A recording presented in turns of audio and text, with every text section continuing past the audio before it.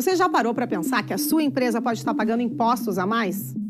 O nosso sistema tributário é bem complexo e é comum as empresas pagarem mais do que o devido.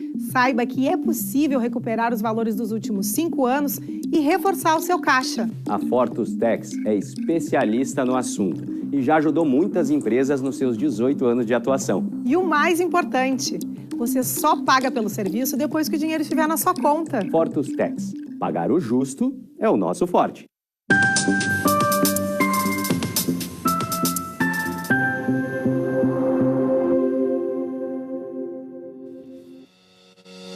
Olá, estamos começando agora o programa Papo Certo. De segunda a sexta, nesse mesmo horário, estamos aqui para trazer para vocês mais informações e esclarecimentos sobre os mais diversos assuntos. Entre eles, empreendedorismo, saúde, turismo, política e por aí vai. Olá, meus amigos, tudo bem? Nosso papo trabalhista de hoje estaremos falando sobre o direito digital no trabalho. Quem estará trazendo todas as informações para nós é a advogada, mestre em Direito, a doutora Caroline de Mello Duarte. Muito obrigado pela presença, doutora. Prazer estar aqui com todos, prazer conversar sobre esse tema tão inovador. Espero que a gente possa aí bater um papo muito bacana sobre o reflexo da tecnologia nas relações de trabalho. E esse papo realmente, doutora, é muito interessante. Seja muito bem-vindo ao Papo Certo. Muito obrigada, Mara. Então, pessoal, vocês já sabem, né? Vocês podem e devem participar do nosso programa através do nosso WhatsApp, que aparece aí na tela. Nós vamos fazer um rápido intervalinho e já voltamos.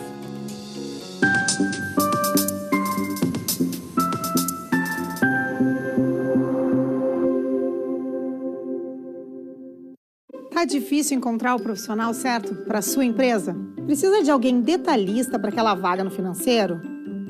Quem sabe um criativo para o marketing? Ou ainda, alguém focado em resultados? A Fortus RH utiliza técnicas de seleção e processos estruturados, realizando entrevistas, aplicando provas e testes específicos. Tudo isso para buscar a pessoa certa para a vaga certa.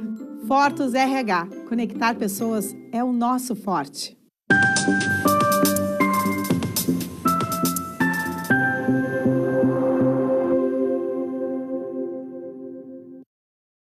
Viram como foi bem rapidinho? Também quero lembrar vocês que o Papo Certo ele é transmitido para todo o Rio Grande do Sul, através dos principais canais digitais e também através do YouTube e do Facebook.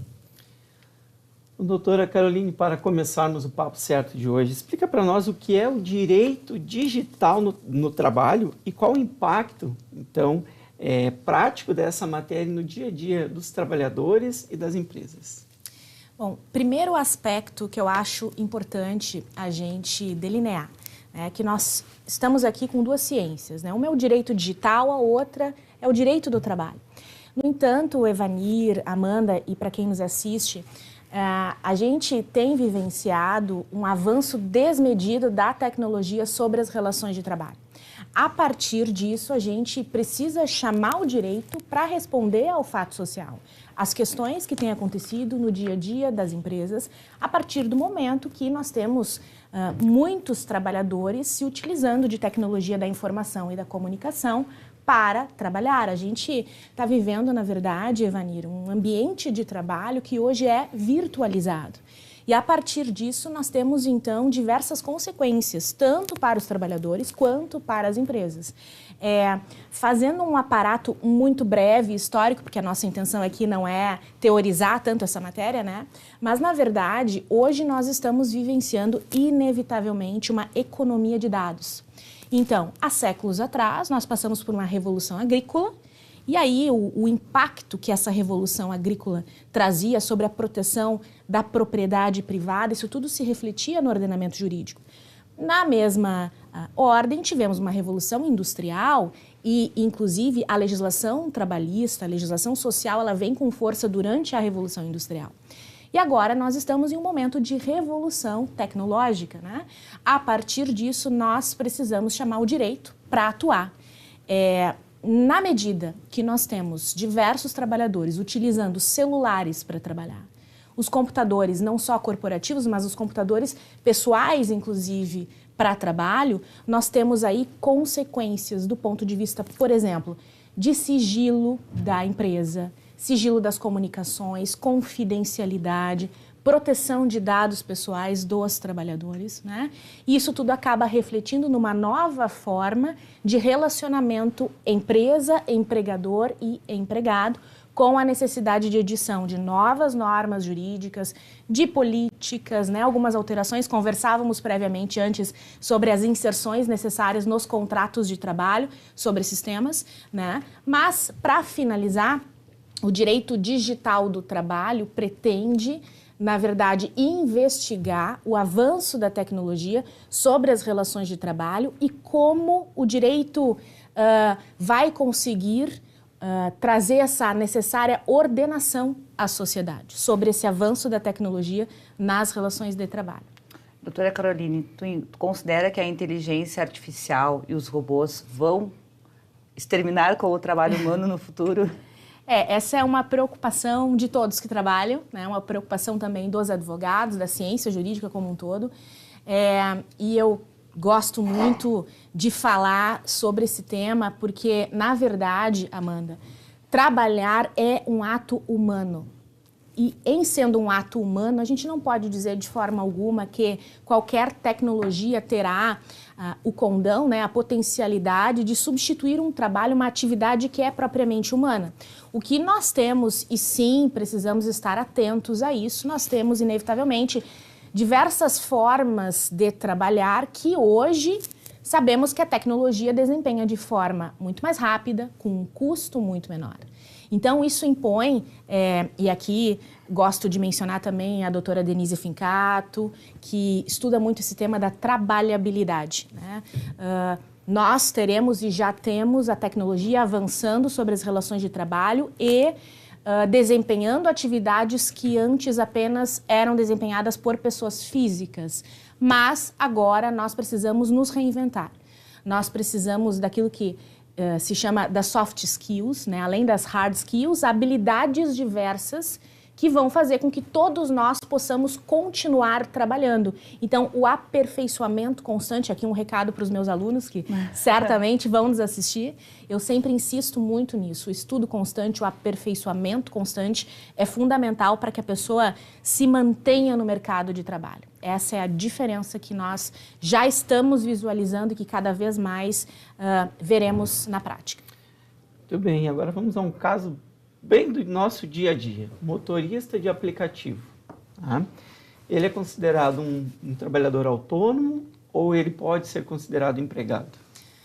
Os temas aqui são muito simples, né? Na verdade, o que nós estamos discutindo aqui me parece algo, né, muito simples. Na verdade, o que nós trazemos hoje aqui para a conversa são temas muito complexos, né? Quando a gente fala da questão do empregado do Uber ou do trabalhador do Uber ser considerado empregado nos termos da CLT, de acordo com os artigos 2º e 3º da legislação, nós precisamos pensar antes dos aspectos trabalhistas do tema de quem desempenha suas atividades como motorista do Uber, antes dos aspectos trabalhistas, me parece, e é o que eu vejo que há falta até nesse sentido de especialização por parte dos advogados, conhecer a tecnologia utilizada pela plataforma Uber.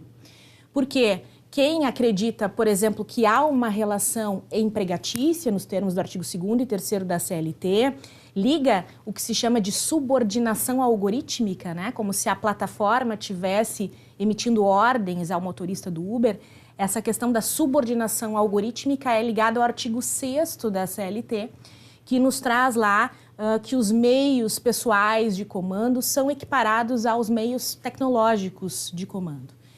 E para isso, então, se investiga esse tema da subordinação algorítmica. Mas até que ponto nós podemos equiparar uma tecnologia Uber, da plataforma Uber, que se utiliza de machine learning, que é um termo próprio da inteligência artificial, que, na verdade, significa ou designa o aprendizado da máquina com os inputs, com as informações de dados que os motoristas fornecem a todo momento à plataforma. Essa alimentação do sistema acaba produzindo decisões que se distanciam de quem criou o algoritmo do Uber. Então, a partir disso, a partir do momento que nós temos uma plataforma, um software que toma decisões automatizadas em razão da inteligência artificial?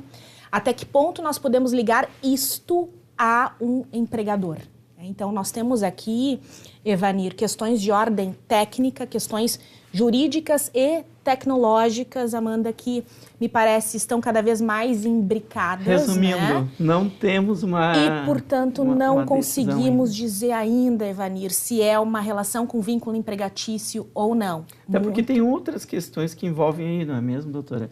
Por exemplo, se esse trabalhador autônomo, na minha opinião, tá? Na minha também? Ele trabalha para 2, 3, 4, já tivemos aplicativos de transporte. Que está ali, entra no celular, ele escolhe qual que ele quer. Ele escolhe a jornada que ele vai fazer, o cliente que ele vai atender. E também ele pode ser um trabalhador, carteira assinada seletista, né? E ter ainda mais essa atividade como um serviço extra.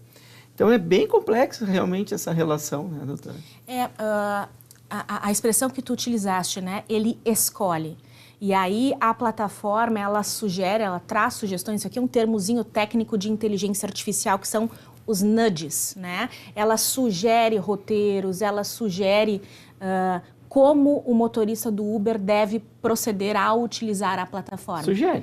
Essa sugestão seria, por si só, a subordinação, para que a gente possa configurar? Se ele não seguir aquela sugestão, ele não vai ser despedido, entre aspas. Então, é complexo, né? Ou seja, temos muitas coisas para investigar. Dava para fazer um programa só sobre isso. Só sobre isso.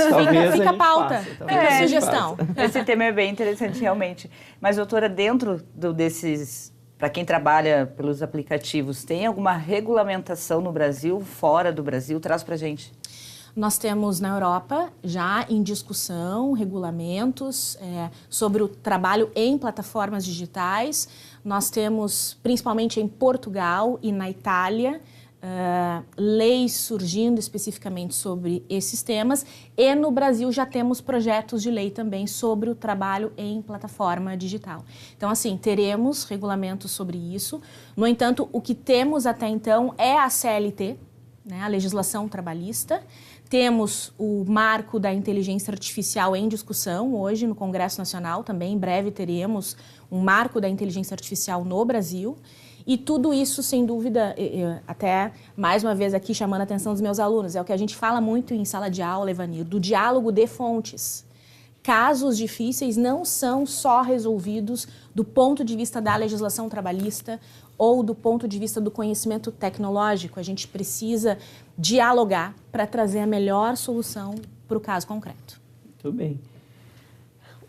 Outro assunto aqui bem fácil, doutora, que eu vou trazer aqui, sendo naturalmente aqui, usando uma analogia, né? Você entende que o que acontece no exterior, né, tem reflexo para os trabalhadores aqui no Brasil? Sem dúvida, sem dúvida. Inclusive porque essa questão do avanço da tecnologia incessante, é óbvio, é muito natural que o legislador, não só o legislador brasileiro, mas o legislador do mundo não tenha tempo de acomodar todo esse avanço que acontece sobre as relações. Então, eu exemplifico, torno isso de uma forma bem prática, a questão da proteção dos dados pessoais. A nossa Lei Geral de Proteção de Dados, ela foi embasada totalmente no Regulamento Europeu de Proteção de Dados. E muitas questões de ordem prática que acontecem no dia a dia das empresas, nós, muitas das vezes, não encontramos a resposta na nossa LGPD do Brasil. Então, é muito comum na nossa atividade prática, enquanto advogadas, consultoras, nós precisamos, muitas vezes, olhar a legislação do exterior, buscar a regra do exterior e aplicá-la ao caso concreto. Isso falando de direito digital do trabalho aqui, porque a CLT tem um artigozinho lá, Evanir, o artigo 8º da CLT, que nos oportuniza trazer a legislação estrangeira para o ordenamento jurídico, para as leis trabalhistas do Brasil, quando nós não temos uma solução prática, quando há um gap, quando há uma lacuna na nossa lei, nós sim podemos e devemos trazer a legislação estrangeira para a solução do caso prático. Doutora, agora falando um pouquinho sobre o home office tão moderno, existe alguma regulamentação para ele? Nós temos na CLT, nos artigos 75 e seguintes da CLT, nós temos o regramento do teletrabalho. Então é importante que se diga que o home office é uma modalidade de teletrabalhar.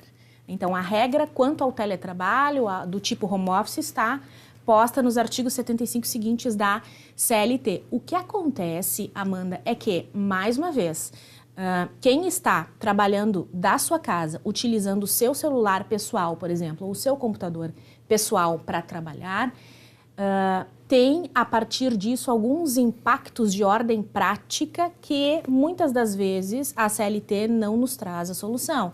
Então, por exemplo, você está usando o seu computador pessoal para trabalho. Se você tem um filho pequeno, né, quem tem filho pequeno em casa sabe disso, é muito natural que os filhos, que o marido ou que algum outro familiar queira utilizar o computador.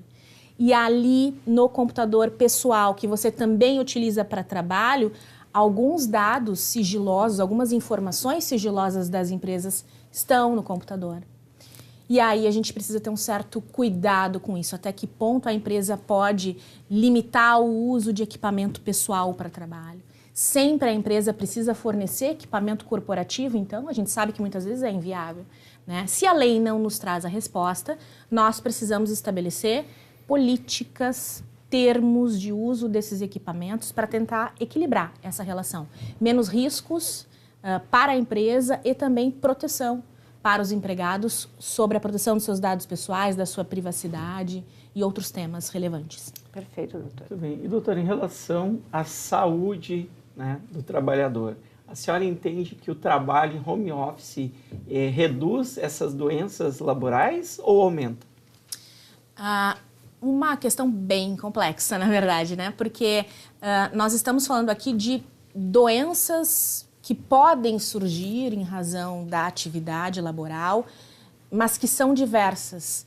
Nós temos doenças próprias do ambiente presencial de trabalho e também nós temos novas doenças que já têm sido analisadas em razão do excesso de tecnologia, por exemplo, que é oportunizado pelo ambiente de home office. É difícil, muitas vezes, a gente sabe, eu também trabalho muito em home office, muitas vezes é difícil a gente se desligar do trabalho. Então, a gente já tem, os tribunais têm analisado isso, a questão do dano existencial, por exemplo. Então, é importante também, Evanir, que as empresas tenham cuidado com isso. A gente precisa limitar o uso da tecnologia no ambiente de home office para evitar esse tipo de pedidos de dano existencial, porque o empregado tem direito a lazer, as pessoas precisam se desligar, o direito à desconexão da tecnologia, isso já tem sido estudado pelo direito, né, e decisões nos tribunais, enfim. Seria criar um bloqueio ao acesso ao computador da empresa, ao próprio uso daquela tecnologia que é da empresa, necessária para a execução do trabalho, depois de determinado horário. Cumpriu ali as suas 8 horas e 48, digamos, que não tenha autorização para trabalhar mais, né?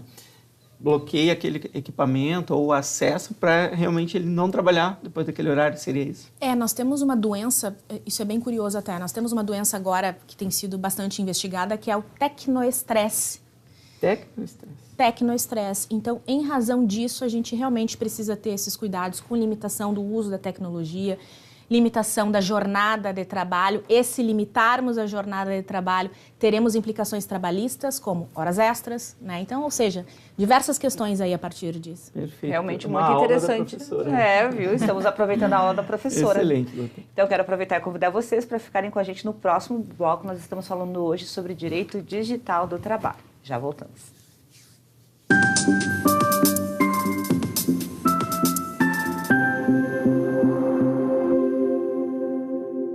Tal ganhar o prato do seu acompanhante. Com esse app você compra um e ganha um. Simples assim. Vale também para ingressos e hospedagens. De Gramado para o Brasil, o Prime Gourmet traz experiências incríveis para você. Baixe o app grátis e assine quando for usar. Já somos mais de 500 mil aproveitando esse guia gastronômico e turístico. Faça parte desse clube também. Para o cliente, economia e experiências em dobro por um ano. Para o parceiro Prime, clientes selecionados. Uma forma elegante de utilizar descontos.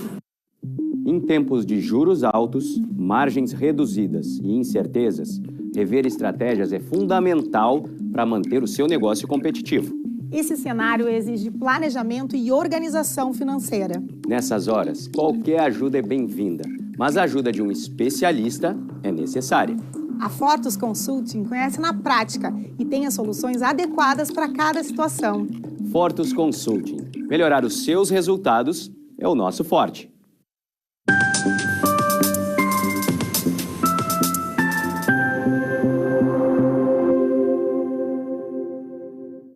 Voltamos e aproveitando que hoje é segunda-feira, quero convidar vocês para darem uma passadinha lá no nosso Instagram, papocerto.com.br, para poder saber todos os assuntos e temas dessa semana.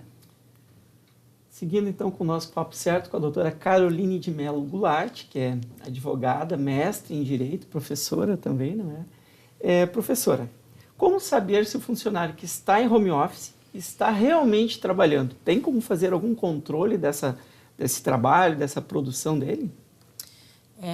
Essa é a principal dúvida de quem coloca os trabalhadores para desempenhar suas atividades em home office.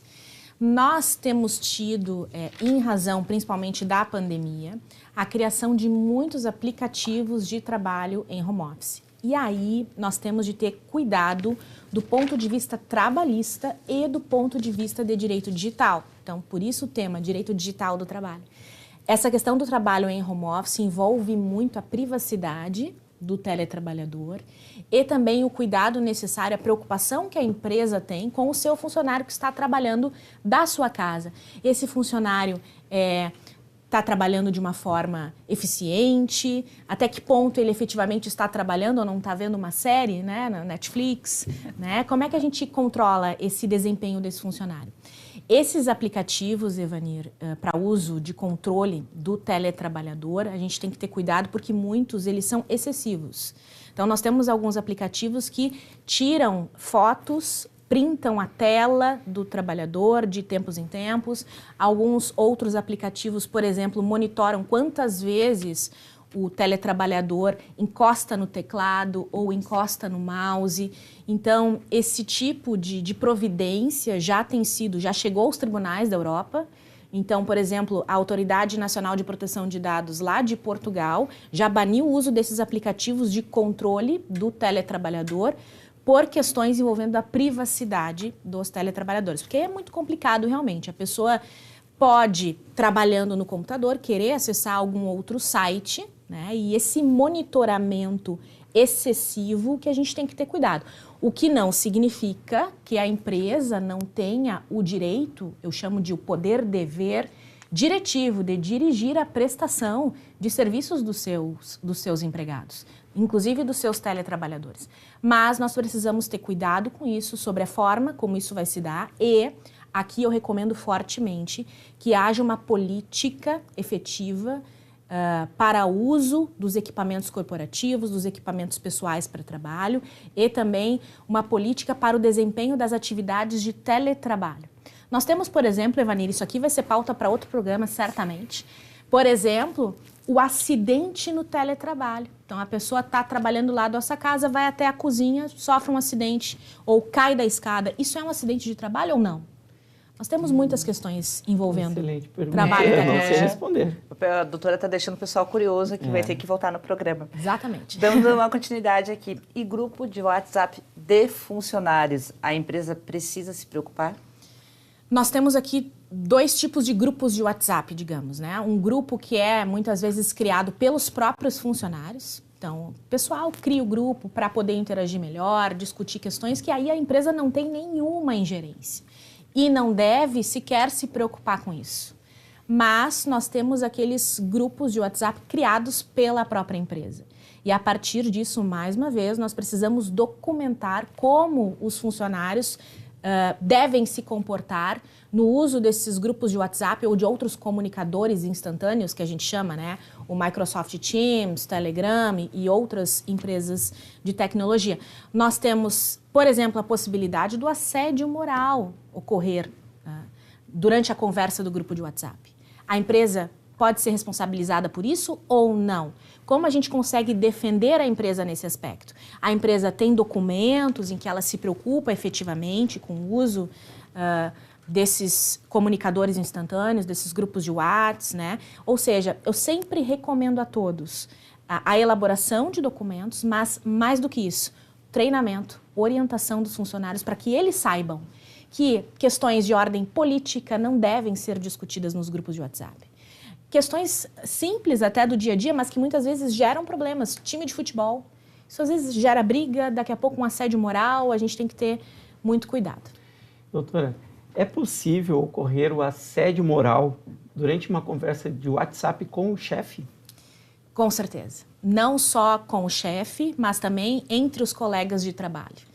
E é por isso que a empresa precisa se preocupar muito com esse relacionamento virtualizado de trabalho.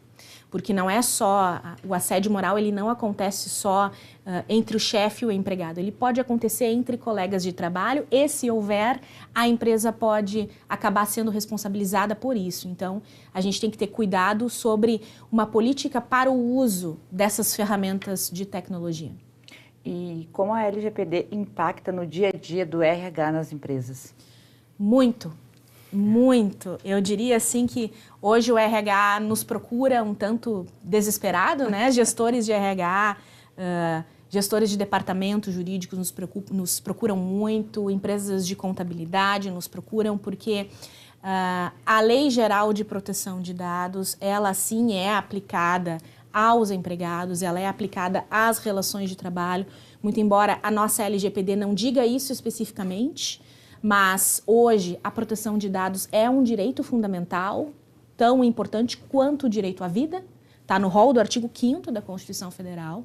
Então, a partir disso, nós temos diversas ações trabalhistas tramitando nos tribunais do Brasil e o que eu digo sempre, para todo e qualquer gestor de RH, para todo e qualquer empresário, além da revisão de documentos, além da inserção do tema da proteção de dados nos contratos de trabalho, nós temos diversos outros documentos, outros termos que precisam ser adotados. Eu ia perguntar exatamente isso, qual a sua dica aí para quem é dos RHs das empresas para ter este RH de acordo com a Lei de Proteção de Dados?